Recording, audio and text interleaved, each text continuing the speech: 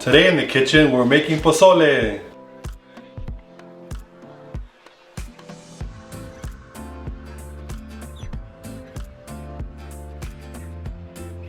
I was intimidated to make something like this because it's reserved for like grandmas or tias. So yes, it was a little crazy.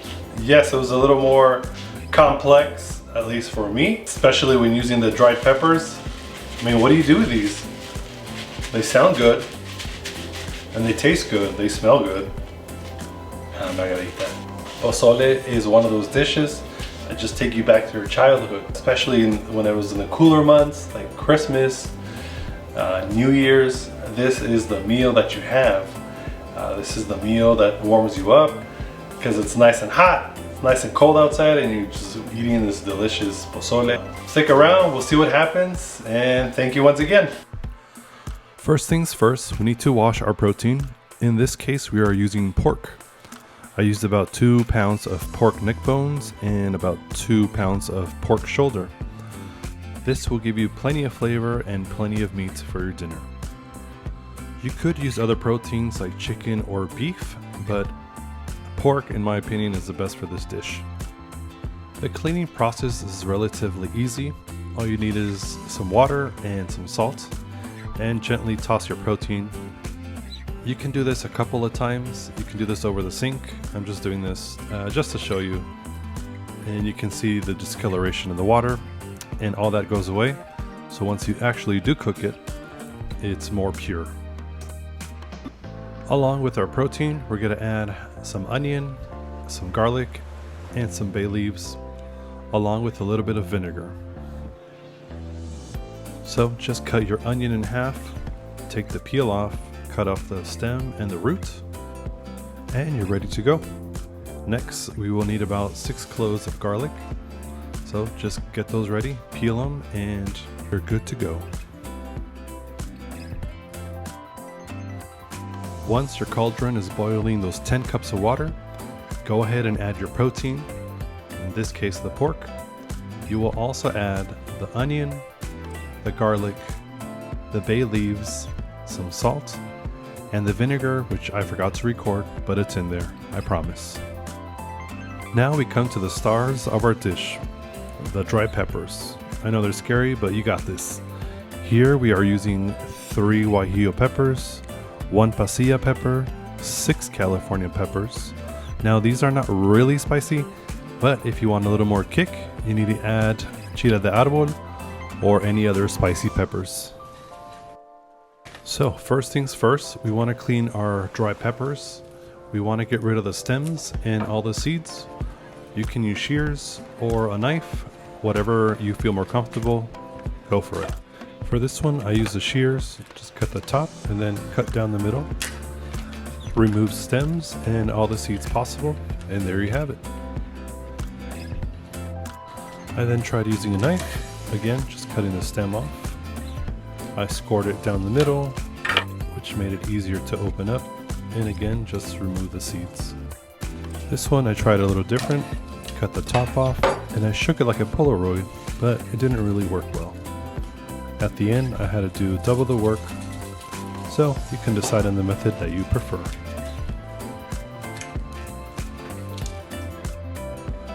This process will be done to all your peppers. Oh, hold on. Stay still. And once you're done, they are ready for the next step. Into the hot pan they go. The goal here is to toast them. This will greatly improve the taste.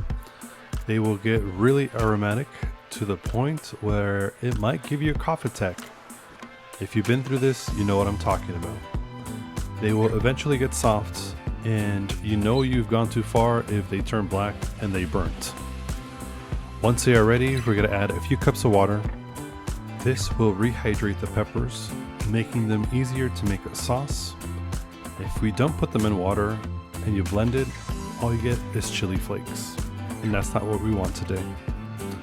So once they've been in the water for a few minutes, they're going to go straight into the blender. We are also adding 1/4 of an onion, 3 cloves of garlic, 1 tablespoon of chicken bouillon, along with 2 cups of water. We are also going to hand mix it. Just kidding. Put it on the blender. You want to make sure to get it as thin as possible. If it needs a little bit more water, go ahead and add some. Now it's time to strain this red gold. Believe it or not, there are still larger pieces in here. So we'll just get rid of them and make sure it doesn't end up in our plate when we eat. This will then go straight into the cauldron with the pork that has been cooking for about an hour and a half.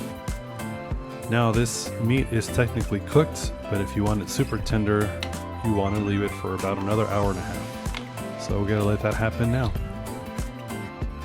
This here is pre-cooked hominy.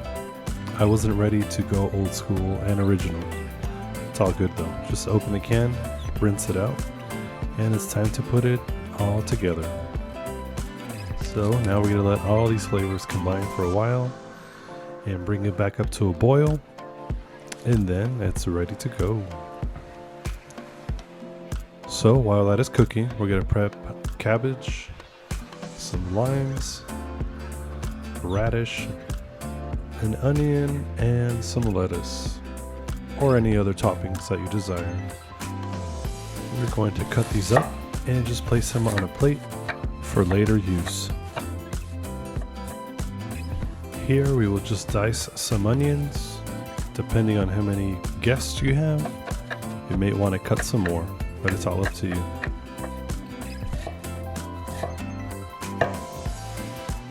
For the radish, just get rid of the tops and the bottom, and then you can cut them however you like. Some people like them whole, or if you want to slice them, you can. And the limes, go ahead and cut those as well. You may cut them however you want. This is just my choice for today. Then you may also slice up some cabbage, just depending on what your style is or your preferred flavor.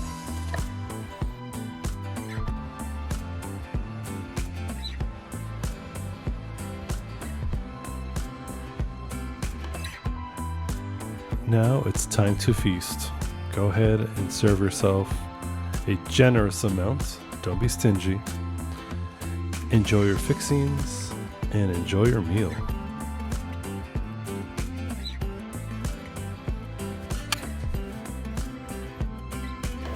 It's kind of hard to get it on camera without spilling. We'll see if I can do it. Please don't spill. It's out of focus. Okay. This is more of a meal that you can sit down and eat and enjoy instead of like stand around like I'm doing right now. But I gotta do it. It's for science. I'm just kidding. It's for the video. Now look at this. Maybe it'll focus now. No, it's just focusing. There we go. Okay, there. This is a good bite.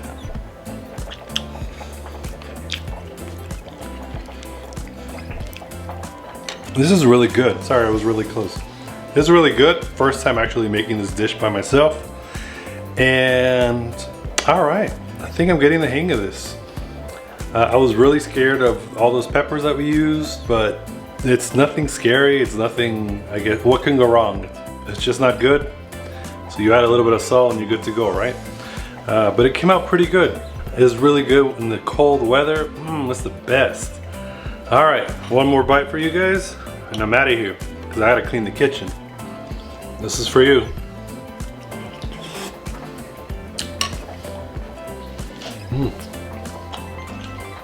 Later, see you next time.